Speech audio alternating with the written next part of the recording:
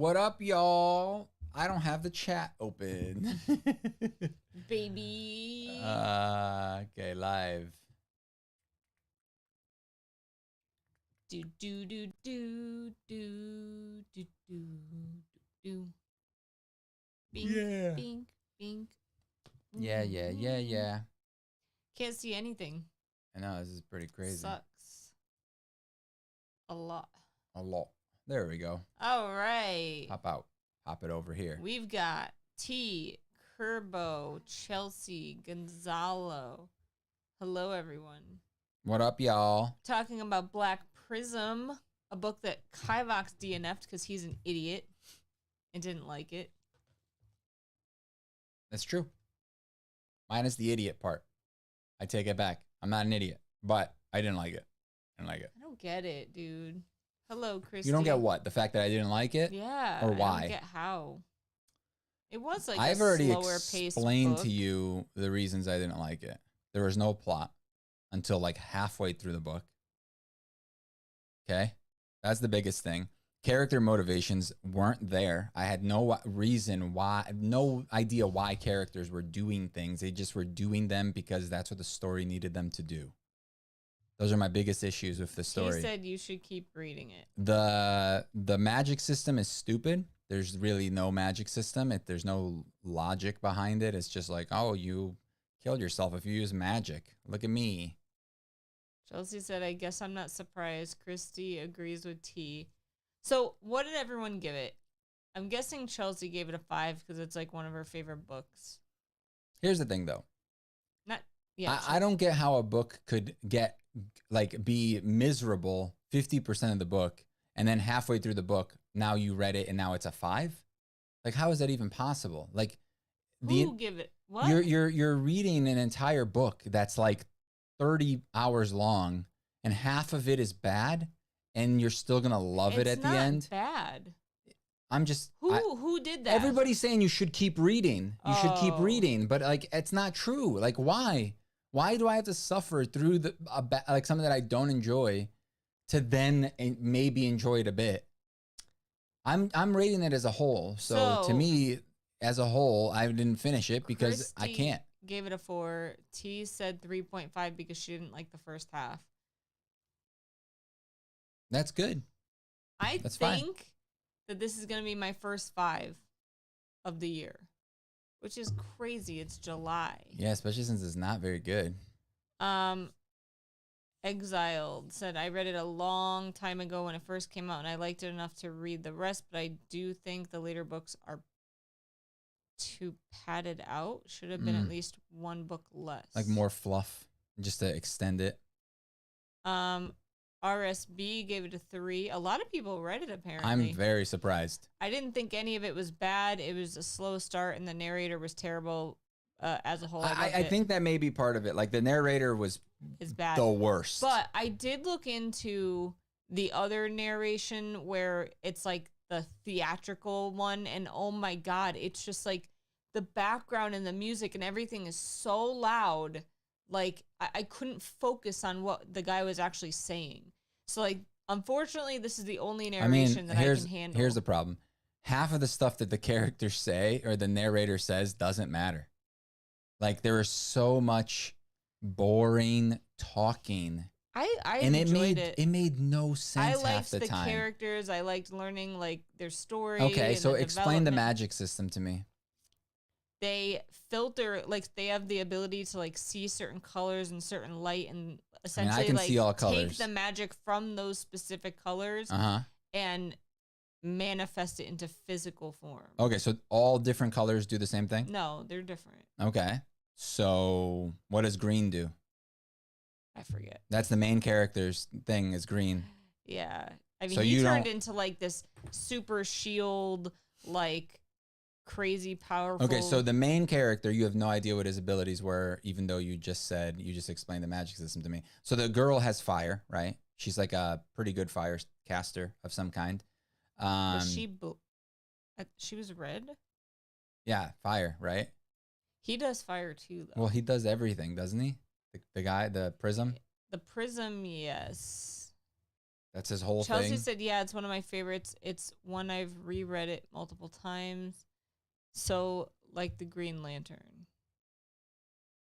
Yeah, except different colors have different things, I guess, but also not. Because here's the thing, there's no real magic system in this. It's super soft. It's kind of just whatever they want to do. There's no rules to the magic system, I feel like. There aren't set in stone rules. It's very floppy woppy, you know? I made that up. That's a made up you word don't there. need Floppy that. woppy. Like, you loved Harry Potter and it didn't have, like... Yeah, but the characters were interesting. The characters had a goal.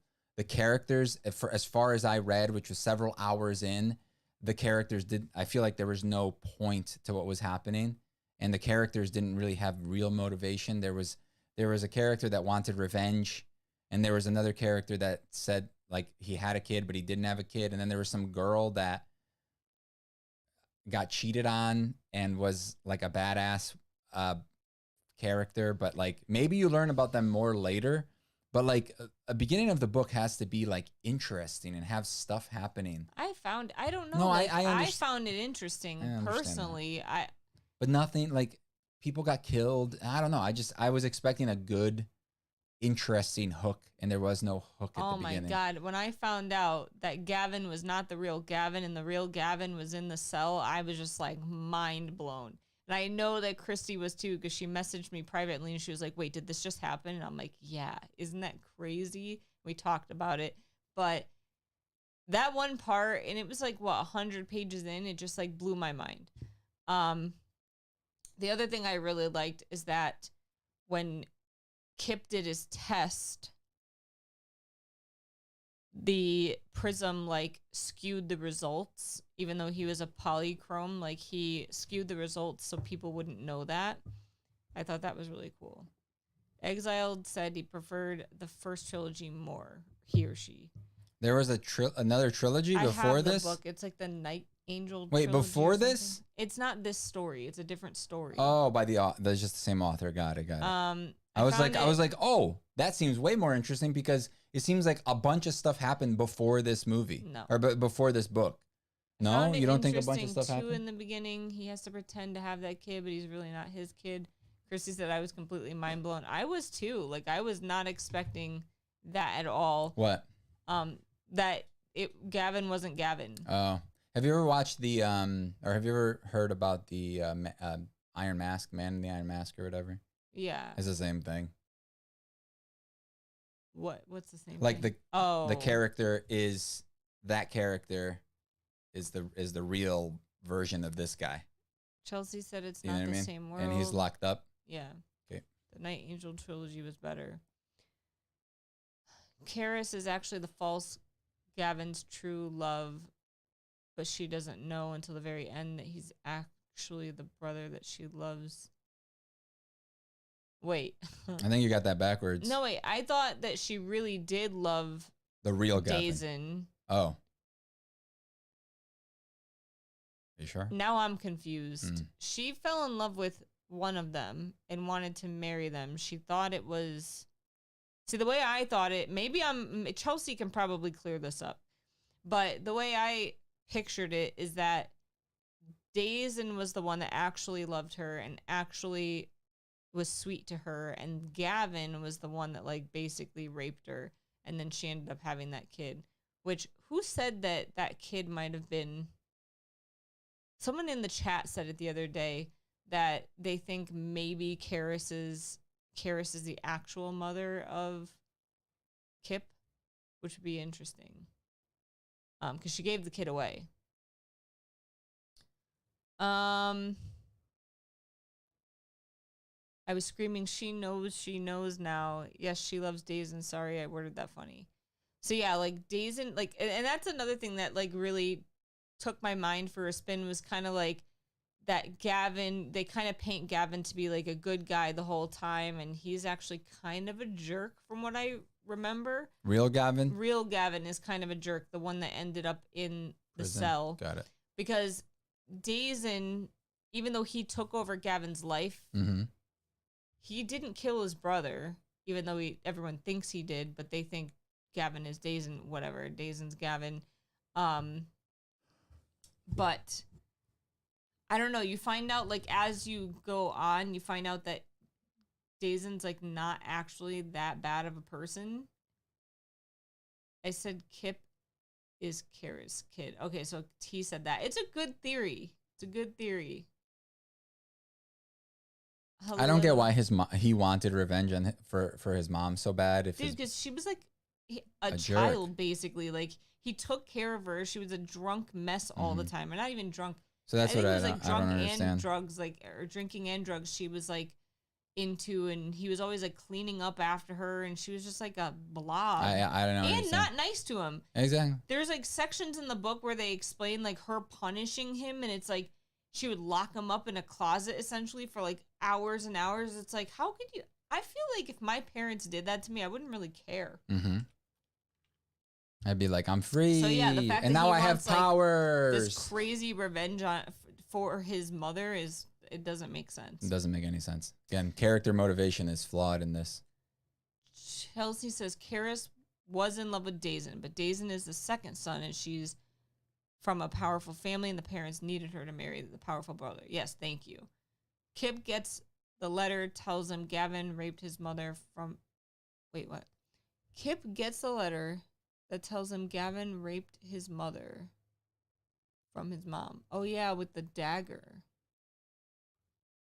Yeah, but did it say that he raped her? I forget what it said. Chelsea says emotional abuse is a slippery slope. I guess you're saying like Kip is emotionally abused, and that's why like he still wants to avenge his mother's death. Yeah, but why doesn't he want to avenge against Gavin? Why doesn't he want to kill Gavin? If what you just said is true. Well, you don't find that out until like the very end. Boring. The letter never said that. That's his mom wrote it. His letter never said that it was his mom. What did the letter say? I don't remember what the letter said. It was like 2 lines, wasn't it? It was like, you suck. And he like ate the letter or something. Oh, maybe when he poops it out, he could read it. I don't know if he ate it, but he like got rid of it somehow. Karis might have the letter. Did you say hi to this person? Yeah, I don't know. Angelica, I'm sorry if I missed you. Karis might have the letter to the adopting family she was raped to get pregnant. What? It doesn't matter, guys. It doesn't matter. Kip has 0 self-esteem. True. But I feel like that 0 self-esteem is because of the mother, for the most part. But you're saying, like, I guess I just don't understand, like, emotional abuse, I understand, is strong, but I feel like in order for him to want to avenge his mother's death, like, she would have had to have some redeeming characteristic. I'm guessing that might be coming in the next book. Well, good thing I'm not going to read it. He's doing 2 things at the same time. I want to read the next book. I liked this one. Also, like, the big thing I didn't like about it is that none of the characters are likable. Everybody sucks. Everybody's, like, too military or too much of a dick. Or, like, just not likable. Like, Kip is not likable. He's just, like, a dumb kid. Okay, it says, Kip, go to the Cremeria and kill the man who raped me and took away everything I had. Don't listen to his lies. Swear you won't fail me. If you ever loved me, if you ever wanted to do anything in this world, use this dagger to kill your father, Gavin Guile. So why didn't he react to that when he... Was that at the beginning? That was the very end. Oh, okay. Cool. So I don't know. So why did that other guy want the knife back? That doesn't make sense then. Because Karis... Well, it looks like your 5 is falling down the hill right now. No, like what I'm saying is... why would Karis then not kill Gavin after all this time unless she knows that that's not really Gavin? Which I don't think she does, because that's kind of the reason he never married her and whatnot. But I feel like if that was her that wrote that letter, she would have just killed him herself. Oh, wait. I say Karis might have given the letter with the baby, and that's what I was saying. But then she would have just killed him, I feel. What that knife from the beginning? Didn't he have like a knife or something? He had the on him? Rosewood box or whatever it was. That, yeah. And then he lost it. Like they took they took it. The king guy. Why did they want it? it? Get it back. Why did they want that? I don't know why. We don't know why. Ah, cool. I love when stories I do think that. he's struggling with that. It's still his mom, and he has nobody else, but he knows she was a terrible mom. I mean, he does know, and he says it several times. So I don't know. Yeah, it sucks. It's basically what we're getting at is that it I sucks. don't think The so. I characters are think it's super freaking interesting. Like the boring. whole time I was listening to it, I found it The really world doesn't interesting. make any sense. Like I got very confused about like location stuff and like what the point and like how people could just like declare, oh yeah, I'm just gonna declare that we're not a part of this anymore and the end. So you guys are gonna fight us? No, okay, cool. And then they fight. It's just like there's a lot of problems with it, and like pacing, I think was like terrible. I think the pacing was just not great. And again, the whole plot for at least all of the sections that I read, there was none. Like I felt like the main characters were traveling to go pick up Kip, and Kip was running away. But there was like, what was the end game? What was the characters like? What was their point? And usually, like I felt like there was no real conflict because it was just like, oh yeah, these people are kind of like rebels against the state or whatever. And I guess those are the bad guys. I guess that's who we're considering. Like, I never felt like Well, there the was a. king is the bad guy, right? Was he though? I feel like he wasn't really a bad guy. He was just the current, like mini boss. And I felt like there was gonna be like you're gonna find out Well, that there there's kind of is how yeah. it was because now there's that other Chromaria guy. What is he? He called himself the. I get it, but it was like I was just lost at like throughout the whole part that I was reading. I was just like, lost. I was like, is this the bad person? Who am I supposed to be rooting for? None of these characters. I don't like any of these characters, so I guess I hope they all die, and then the book feel ends like- early, and then the rest of these pages are just blank. I was hoping that like I'd flip the next page and it would just be blank, and they're just like they all died. This is definitely the type of story where you have to super pay attention. And I think that's problem number one. You But really have to like there's- actively listen There's throughout the whole also thing. there's also a lot of empty information that doesn't matter. Like when you met that guy at the beginning that was like a white or whatever. The information or the reason he was shattered there is eye thing. to tell you why it's bad. It introduces the idea of breaking the halo and becoming crazy. Again, but they didn't really explain that. Like that whole I feel like they did. So the issue with this book is you have to really pay attention. Like I said. Oh yeah, to the point where you had to reread it. I did. I had to Okay, physically that read does not it make a book good. because That, I that like, doesn't make that makes it bad. That's bad writing. When you have to like reread something 10 times and then physically read it as well as listen to it like 3 times to get what's going on, that's not written well. That's homework. It's just a lot of information. Books all at once. should be all fun in one. and easy to read, and if it's not fun, you should still enjoy it though, right? But like I did not enjoy that, and I'm not rereading it just so that I could understand what's happening. Like books that I think are really good are like all the Mistborn stuff, right? You read it once, you get everything, and then when you reread it, you're like, oh man, I get this even better now. But I got it the first time, like Star Wars. The first time I watched Star Wars, I liked it. And then when I watched it again, I understood it better. So now I liked it more, right? So like I that's disagree, okay. because You disagree with what part? I said a so lot many of things. You're just talking a lot, so I can't like. But like, if you read like the Sanderson trilogy, the series out, the last one, what's it called? Way of Kings and stuff. Yeah. Okay. I had to physically read that because it was too much But information. that's I just didn't understand. because you're dumb. Oh my god. It's because you All don't right. get stuff. Like I didn't have to physically read it or reread it. I got it. Chelsea said that's the point. The good guys aren't completely good, and the bad guys seem like maybe they have a valid reason. Kip completely changes by the end of the series. He has some crazy big character. Okay, so he becomes confident and good Christy or said- bad. Does he become a bad guy? Because he was like the only good soul in the whole thing. Everybody else is kind of like in for it for themselves. So does he become a bad guy or is he still a good boy? I don't want to know. Christy said no. I think it's part of his character development. The color White King, yeah. Christy said I like Dazen, but I also wasn't sure if I should or not. But by the end of the book, you see he's actually a good guy. And then Christy said that's not bad writing. That's depth. What part?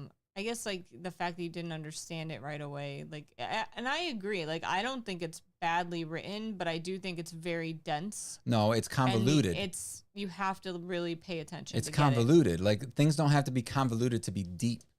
Like, it can be like deep and complex, but not like deceiving, like just throwing you off because it's like, oh yeah, I'm gonna just do this, and then later I'll explain it to them. It's like, you should get a grasp. I feel like that was the point of that character. I agree. It was for that, but then they just threw him away.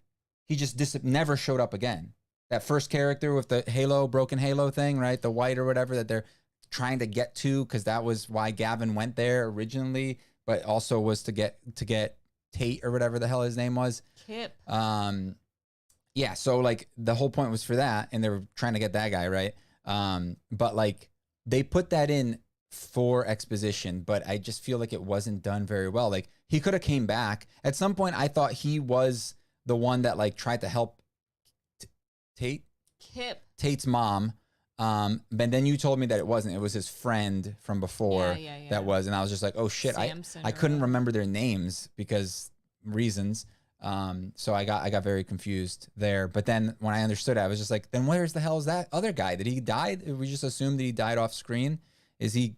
Because he was like, I'll try. Didn't he say like, he's like, I'll try to help them. Yeah, he was basically fighting against that king. Yeah, and he's like, I'll try to help you. They lost though. That king ended up winning. Okay, but we didn't even know that happened. It happened off screen, and we just assumed that this guy was gone. I was like, oh, this guy's gonna come and help Tate.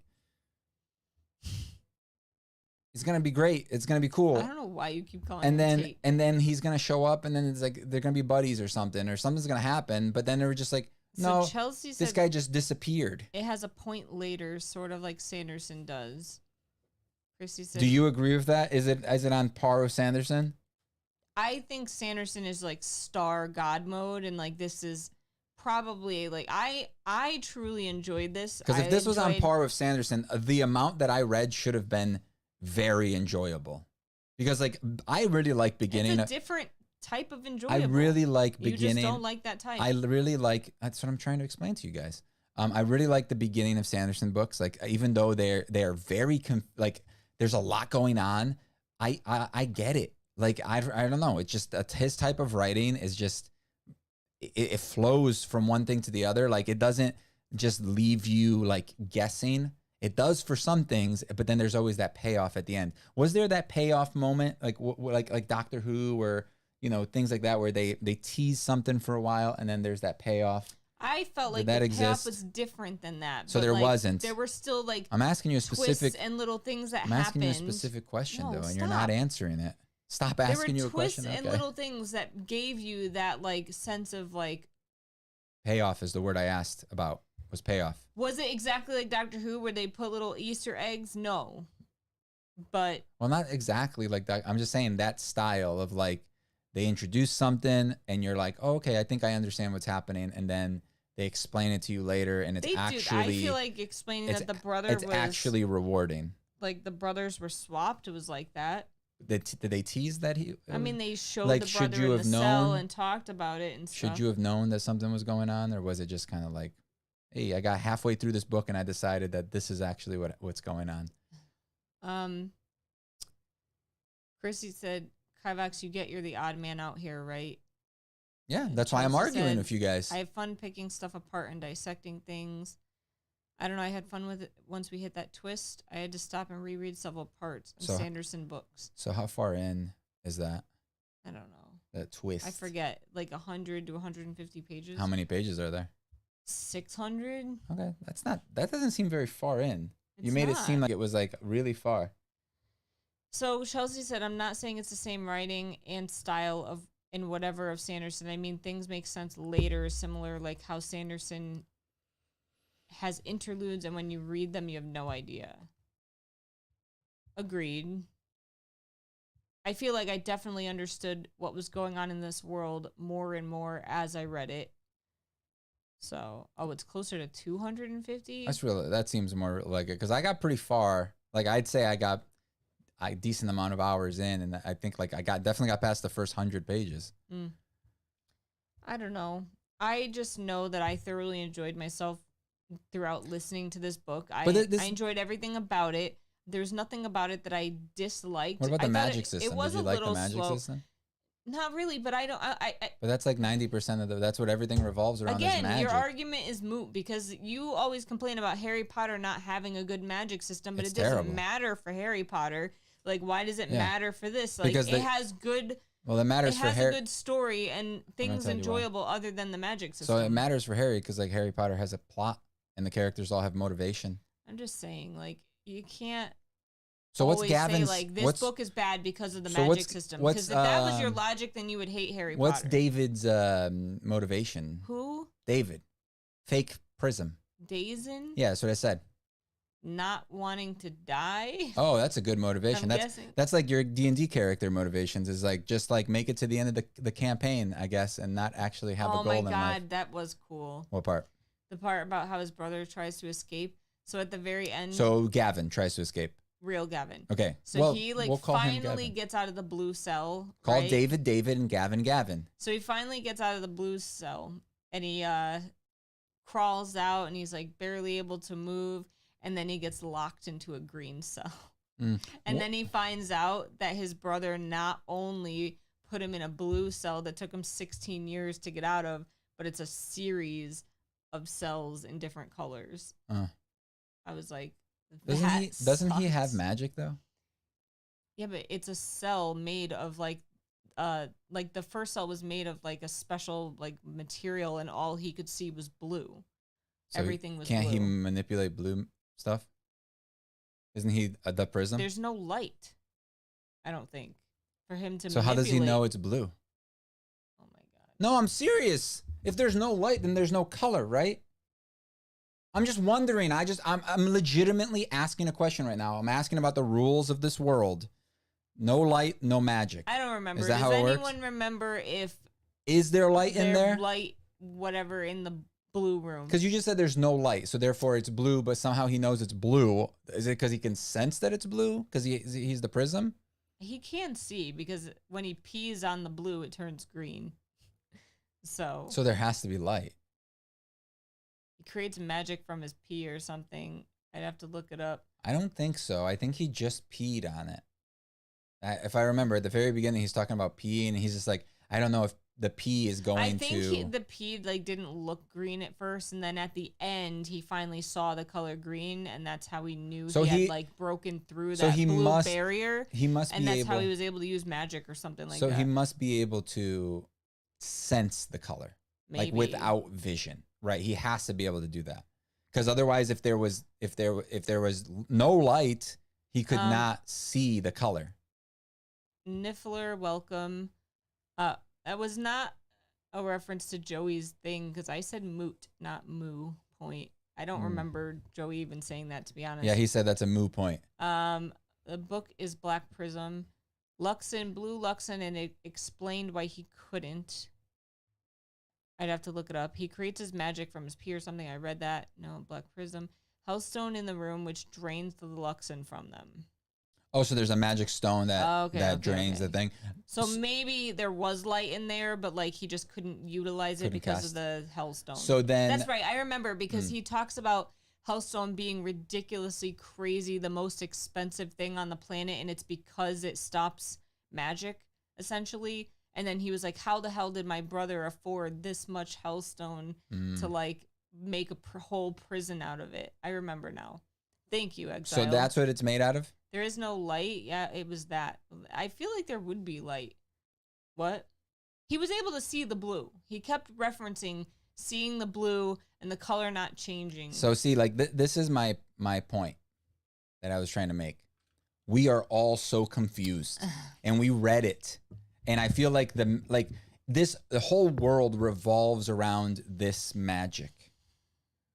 And like for Harry Potter, it doesn't matter as much because the world does revolve around their magic, but the system doesn't matter. Like, and that's my biggest gripe with Harry Potter, right? Is like, I want to know, like, is it blood that makes you powerful? Is it a mutation?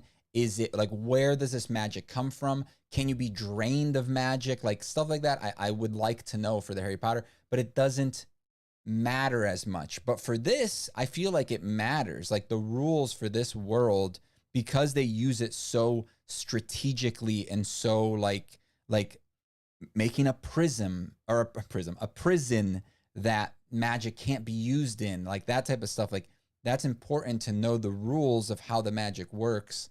And I feel like we're all just so confused. You see? Never said I like it. I think the book is good. I agree. I really enjoyed it. I think that if the Still, narrator, even if there's little things I still don't understand, I enjoyed myself the entire time. I think if the narrator was better, I would have does suck. I would have enjoyed it more and at least been able to get through the whole thing. He reads very old school. Yeah, I hate it. He sounds like an old Yeah, narrator. yeah. It feels like I remember reading. We all like the book. I remember except reading Kivox. Prison of Mars or no, Princess of Mars. Oh yeah, that. John Carter and stuff, and that has a very old school narrator, but the story was super fun. Like it was serious, but also fun. Like this was just depressing the whole time. Like the characters were all just like literally in shit, like 24/7, and like nobody was ever happy. Do people laugh? Because I felt like until every part that I got to, it was just so depressing. Like it was just bad thing after bad thing, and like I don't know. Personally, I enjoy like sad parts of books, and I think they can be like when you get really mad at characters or like, you know, why are they doing this? Why did they kill this person? Like that's exciting, but there has to be like a high so that then you can get to that low. Like books shouldn't all be like just low. It's just like, it's so miserable, you know? I don't get the comment. He sounds like he should be reading encyclopedias. Yeah, I guess that makes sense because I like fun books. So I don't get it. I guess you just want all the details. No, I want rules. If it's a magic system, I want. That's what I think. That's one of the things that Brandon Sanderson does the best, and I think he's like, you know, on the next level for that, for like rules and. But he talks about it. If you guys watch his video about the book thing, I was watching that a little while ago. I wanted to watch it with you. Oh, you already watced it. No, I didn't. I didn't finish it because I didn't watch the whole thing. I didn't watch the whole thing. I watched like a 10-minute clip of it, just talking about magic systems. And he was talking about the hard and the soft magic system, and you know, if you do this, and then you have to do certain things. Oh, the narrator, not Kivox. Oh yeah. I was like, that doesn't. It totally makes sense for both though. Because like we were talking about how you didn't like this book, and you keep saying how you want all these like things, and I'm like, I guess an encyclopedia would just give you all of that information. Yeah, but it'd be like super boring. It would be like boring. This book. So I don't know. That's funny. I agree. That guy was very boring, and it sounded like he was basically reading an encyclopedia. Yeah. So the next book. Oh, by the way, I also really like the end where you find out Gavin's losing his magic, or Dazen, whatever. Also, yeah, that's kind of like a weird thing too, like with the magic. I get the burning through your magic type thing, like you're burning, like it is like a burn too, because they make a comment when Kip was like Super Saiyan. And he was Ultra using Instinct? a lot. No, he was like Super Just Super Saiyan. Saiyan. Okay. And he was using a lot of the magic. Did his hair turn green? I think he had like a green shell. Oh, because if the hair turned green, that'd be pretty dope. He's like Brawly. But basically, the girl, I think it was Karis, makes a comment how she's seen magic users that do that early on a few times. They basically burn through and like break the halo super early and quickly. Yeah. So I think that is really cool. I think the whole eye thing, really dope, and the flakes and all that stuff. That was a cool visual. That was a very nice visual, right? But like, I just wish there was more rules and like some numbers. Maybe that's why I like. Maybe that's why. Maybe that's why I like lit RPGs so much, because like it comes from the whole video game side of it and numbers. Like I like numbers. I like being able to like, you know, visualize or physically read, you know, like a number thing. Like, you know, not exactly like, you know how much damage you're doing, but like, you know how many times you can cast this spell. You can cast this spell 5 times. That's how much strength you have to be able to cast it, you know, like stuff like that. Like that's a hard magic system, right? Where there's specific rules. This was definitely more like willpower type thing, you know. It seemed like you could overcast and just keep going if you wanted to. So what I found this interesting, Christy brought up a point that I completely forgot. Fake Gavin gets... Why don't you just call him Dazen? Dazen gets stabbed by that dagger, that special dagger. Okay. But then, correct me if I'm wrong, when he looks, there's no wound.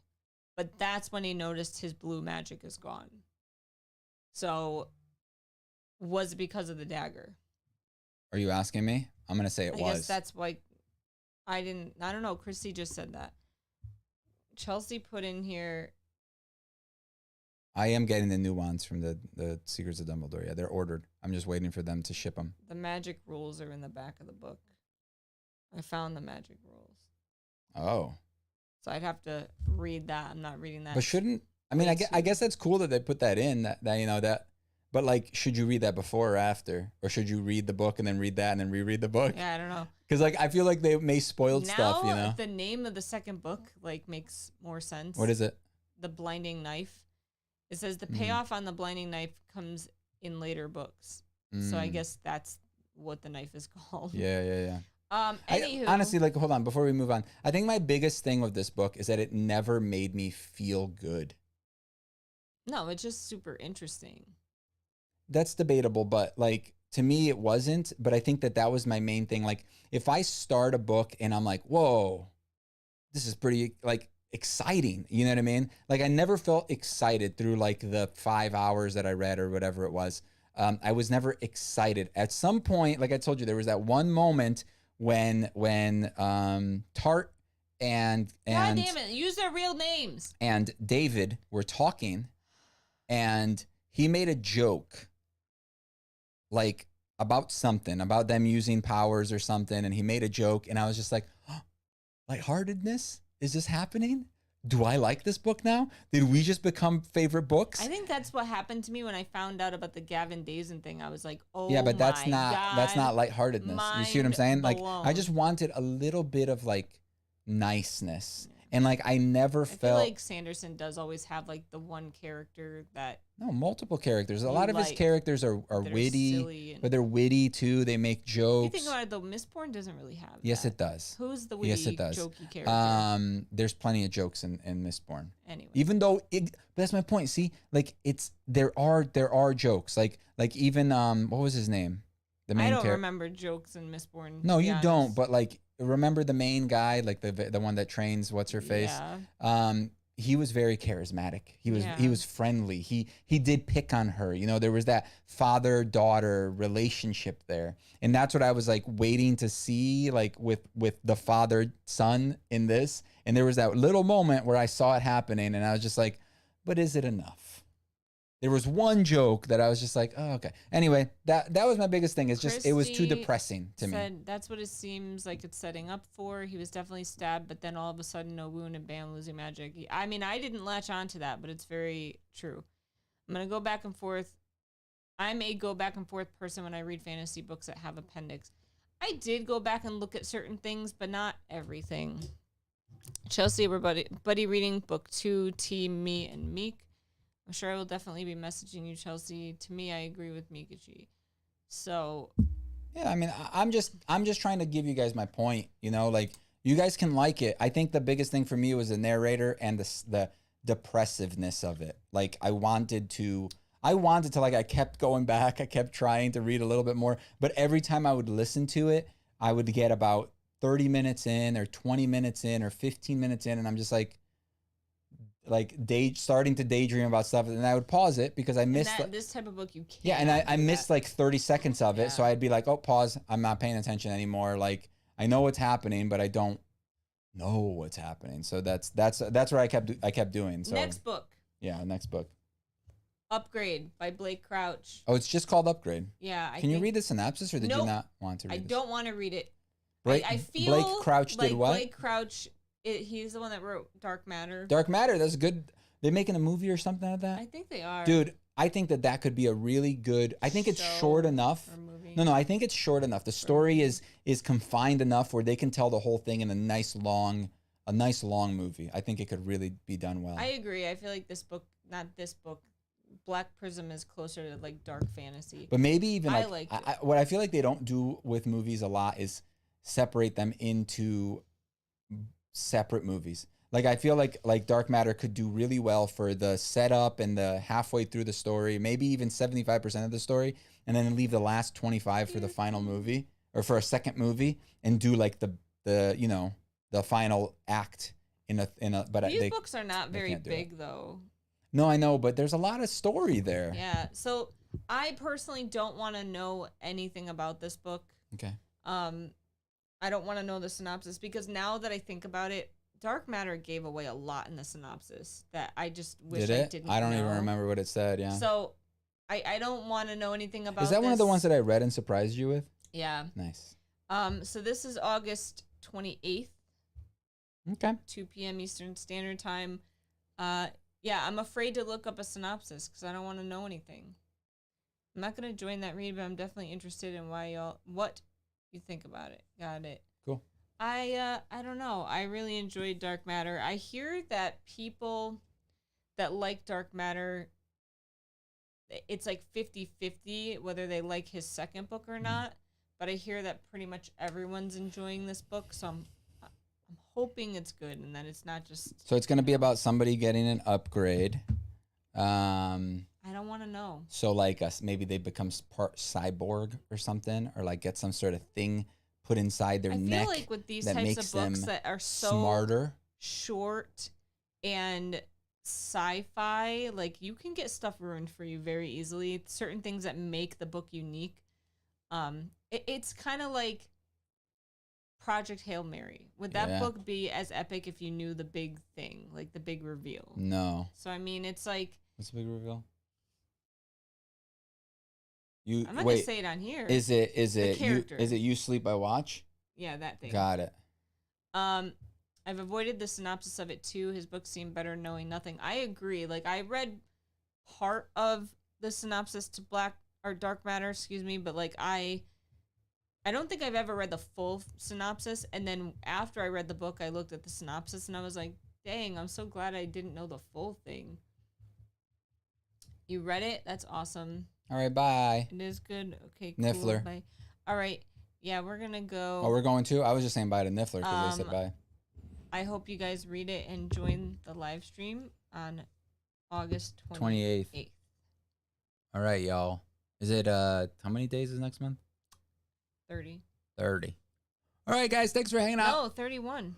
Oh, 31. Ajota.